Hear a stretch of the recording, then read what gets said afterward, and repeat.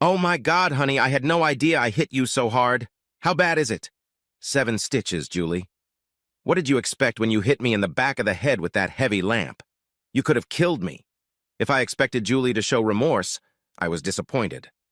She stared at me, chin upturned, with defiance in her eyes. Well, what did you expect me to do when I came home early and found you in our bed? Our bed, having sex with this, woman? I forced myself to look into the eyes of the woman I had so cruelly betrayed. Her eyes reflected a multitude of emotions. I saw defiance, anger, shock, and confusion all vying for dominance on one face. The defiance disappeared briefly, and a tear rolled down the cheeks of the woman I had loved more than my own life for 15 years. I felt I must be silent before her, and gathered my courage to face her justified anger. Who was that? Karen? What? Your new secretary? The one you told me about less than a month ago that she was, and I quote, ordinary? I didn't deny that I lied to my wife. I lied through gritted teeth. My gaze returned to the wooden surface between us. The huskiness in her voice at the next words made it clear that Julie was holding back sobs. How old is she? She turned 28 yesterday. Do you know when her birthday is? There was obvious shock and pain in her voice, and I chose to remain silent. There was no point in making her feel worse. Oh my God, so what had I witnessed? A 39-year-old man giving a birthday present to a psychotic bitch with daddy issues? Once again, I chose to remain silent. What was the point of telling her that Karen had discreetly but persistently started stalking her boss, me, shortly after she was hired? Ever since my faithful old secretary June had retired 6 months ago. It was June who interviewed and eventually recommended Karen. Her flirting was so subtle that naive old me didn't even notice a thing. A couple weeks ago, Karen brought it to my attention so I could finally see all the episodes and moments from a new perspective. How long has this been going on? This was the first time, Julie, honestly. Julie looked me over critically. I answered her with a hard stare, unafraid of being caught in a lie. Yesterday was the first time Karen and I physically crossed the line. How unlucky were Karen and I? We had just stripped and were rubbing against each other as awkwardly as only two people, nervous and unfamiliar with each other's bodies, can, when I heard my wife's hurt squeal just before the lights went out. Just then I was in Julie and I's marital bed, and the next moment I was in an uncomfortable hospital bed with anything but what you call a terrible headache. Julie's eyes searched my eyes for the truth. I did her the courtesy of holding eye contact until she was satisfied.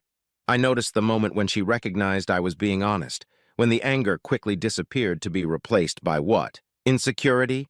A feeling that must be almost automatic in every cheating spouse. Just one moment you thought you knew your spouse, your world, and to some extent your future. The next moment the ground is knocked out from under your feet and nothing is as you thought it would be. The word quicksand comes to mind. Anything but solid ground, more like a whole pile of crap that you fall through and sink into. Immediately, questions arise. What did I do wrong? How inadequate was I? Where did I go wrong? These feelings must have been crushing her, and I was the cause of it. The questions tormenting her are also my fault. I let her have the conversation, later followed by the apology I thought I should have given her. I know I've been bitchy for months, Steve, sullen and aloof with you and the kids, but it was because of the impending promotion at work. You knew that. Oh, I knew it all too well. Julie and 3 of her co-workers were battling each other, competing for one job opening, a significant promotion. The other 3 were unmarried and had no children. Julie explained that in her new position, work hours would not be as regular as in her current position. She could be expected to stay for half an hour or until midnight when the need to meet a deadline arose. She wanted to impress the manager and show him that being a wife and mother would not interfere, although I pointed out that it would. Stubborn Julie, of course, could not accept this. Instead, she went head over heels in impressing her boss, despite the damage it was doing to her relationship with me and her children.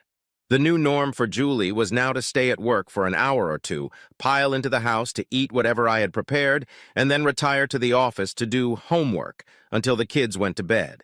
Heck, quite often I'd fall asleep before she finished. On Saturdays, Julie was often either off to the office or working from home, which meant she needed a break every Sunday and was as grumpy as a cat that sat on a wire brush. If all 4 hopeful applicants worked as hard as Julie did, the boss got a lot of work done for free. I know I've neglected you and the kids, Steve. I know that, aside from a few quick hookups when you pissed me off, we weren't, close for a while, but that was going to end soon. You knew that. The promotion will be announced at the end of the month. If I get the position, I'll only have to come back to work a couple times a week and go on trips every now and then. If I don't get it, I'll tell Mark where he can shove his fucking job. Given your thriving business, I can afford to spend my time looking for something else.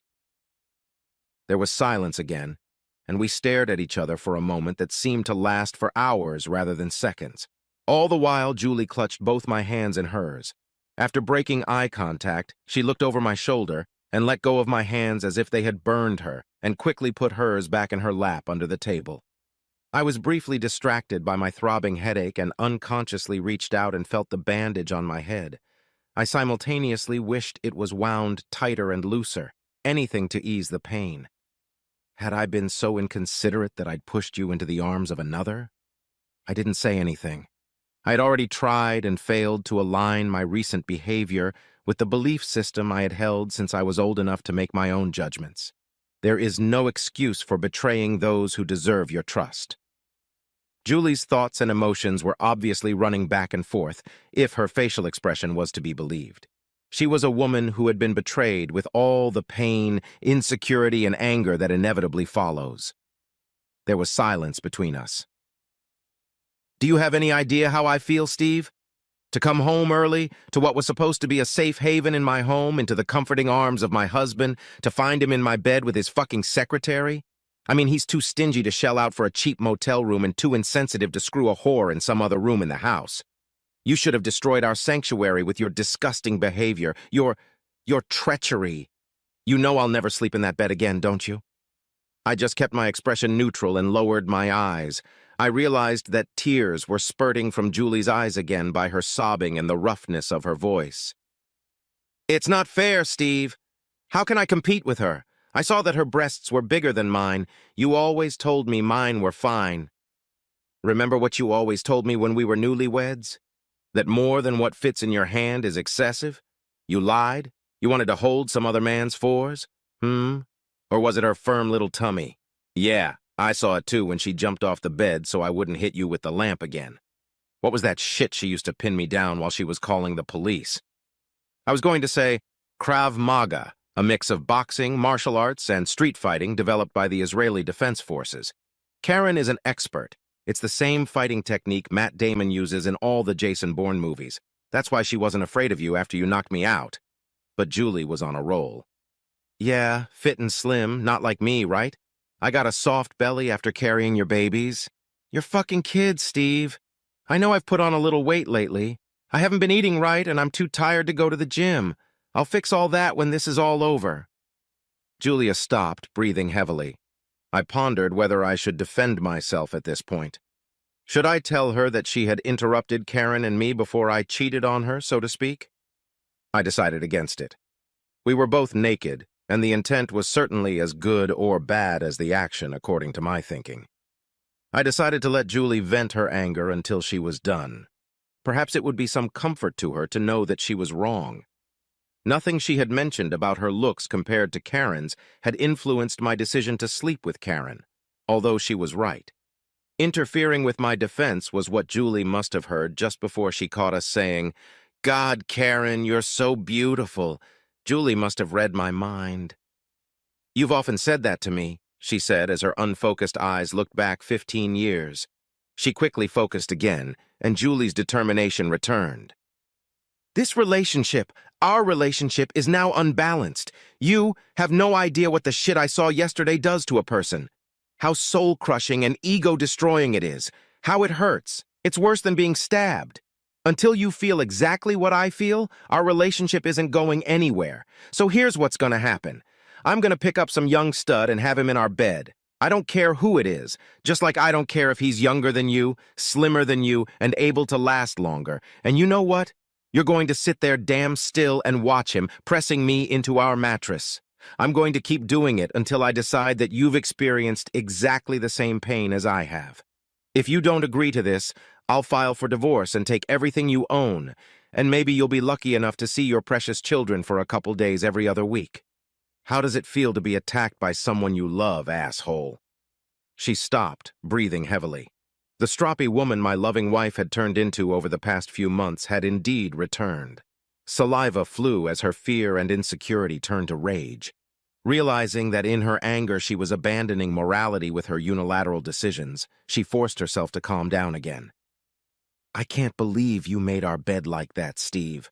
What say after I get my revenge, when you really realize how devastated I am, we go out and buy a new mattress, huh? This time she clearly wanted me to contribute to the conversation. I contemplated whether to start by saying, yes, I know what it's like to be attacked by someone you love and I have the stitches to back it up. But that was too cheap. It left me with so many possibilities. Where were you going to screw Mark, Julie? My wife's hands quickly hit the bottom edge of the table in an attempt to reach her chin before it hit the tabletop. What? It's not a hard question, Julie. Your boss, Mark. The man who was right behind you when you walked into our bedroom last night. Where were you going to fuck him this time? In our bed like you usually do? Tell me, whose idea was it? His? Did he enjoy the thought of sleeping with you in the bed we shared? Or was it you? Was it your idea to humiliate me? To know that I slept on the bed you defiled with another man? Julie's mouth opened and closed like a guppy fish on steroids. You don't need to show me what it's like to witness someone you loved and trusted for years stab you in the back. That moment came for me when I left work early one day when I felt sick. You should be able to remember the exact date, except you were too focused on getting that promotion. What was your logic, Julie? I may not have all the natural advantages of my competitors, but I can show him that this mature woman can give him something they can't. And before you ask, yes, I know what it's like to see your partner with someone younger, fitter, and from what you said that I overheard when I got to the bedroom, what was it? Oh yeah, you're better than my hubby. I'm assuming he's, more blessed than I am. Now it was my turn to stop and breathe heavily. The anger, burning and red-hot to the core. What I felt that day, and while reviewing the notes that followed, still hadn't cooled. It didn't take long to rekindle the flames of rage. At least the anger masked the pain. The slightest thought of Julie's betrayal was like sprinkling salt on an open wound. Damn it, feel it. Karen's reaction when I confided in her in a moment of pain was outrage. When I then showed her the tapes, her reaction was much the same as mine. I was touched that she was angry and offended with me. The fact that she was glad that she was finally able to admit her interest in developing a relationship with me was extremely soothing to my ego. When did you get so stupid, Julie? You don't think the girls in your office saw what you were doing? Hell, Julie. 2 of the other applicants that I know of have also been in Mark's bed in the last 6 weeks. His wife can now get footage of the 3 of you at any time. For the record, Karen and I were close enough just yesterday to teach you a little lesson, but I'm sure we'll change that as soon as we can. She's home now, getting to know Jen and Lauren. They were getting along great when I left. They've been lacking female attention since you pulled away so emotionally. Karen wants kids, they want an interested mother. Sounds like a win-win to me. I could see Julie's eyes practically spinning from everything I was saying. The sight was not a pleasant one. For old memory, I waited and said nothing. But Steve, I did it just for us. This promotion brings in an extra $20,000 a year. Think what it could do for us. I don't have to think, Julie. I've seen what it does for us. It made you a Megillah who was hard to live with and turned you into a whore, and it destroyed our home. With the first confirmation that her decisions threatened her family, Julie's hands snaked out from under the table and reached for mine, squeezing them tightly. The guard who monitored visitors in the holding cells walked over and spoke loudly. No physical contact. I let you get away with it once, Mrs. Brown. Don't push your luck. Remove your hands or you will be returned to your cell immediately. Julie looked down at her orange jumpsuit as if she had just remembered where she was. She looked at me pleadingly. Get me out of here, please, Steve. What? And not give Karen a chance to meet our kids? But I'm your wife, Steve. You have to forgive me. Take me back. Why, Julie? Why take back someone I'll never trust again? Why give my children to someone who jeopardizes their emotional well-being over a little thing like money? Then fuck you, Steve. When I get out, I'll make sure you and your whore never see my kids again. I smiled and shook my head sadly. Now that that was okay with her, they were her children. Oh, Julie, wake up and smell the dog shit. Unless you find some other idiot to bail you out, you're staying here until your trial. Then, according to my lawyer, the assault will almost certainly be followed by a prison sentence. You won't get the full 7 years under the statute, but even probation will mean no child custody. I watched the horror of the woman I once loved, realizing that instead of being here to bail her out and explain to the jailers that this was all a mistake, it was in my best interest to press charges, using Karen as a witness to keep her here. Here, which put her at the end of the line for money and lawyers, not to mention any post-divorce benefits. The sight was not a pleasant one. Gone was the arrogance based on the assumption that she would soon be out to subject me to suffering as a cuckold. In its place was the sudden realization that she should have used the time she spent threatening to humiliate me to beg me to bail her out. Suddenly she looked really, really bad. Should I tell her that what she witnessed between Karen and me was just a setup to provoke her? That my one slip-up with Karen won't happen again? That I'll follow my moral code, at least until we're legally separated? Should I tell her that courts rarely sentence assault these days, especially if the fit of rage was provoked, as in her case? Hell no! Let her fear of being locked up with a bunch of lesbians be part of her punishment. After all, she committed 2 of the worst crimes in my law book, destroyed something beautiful between us, and jeopardized the emotional well-being of our children, damage I've sought to minimize by spending almost all of my efforts on it. Come on, Julie. Accept that you gambled and lost. Now you're getting a divorce.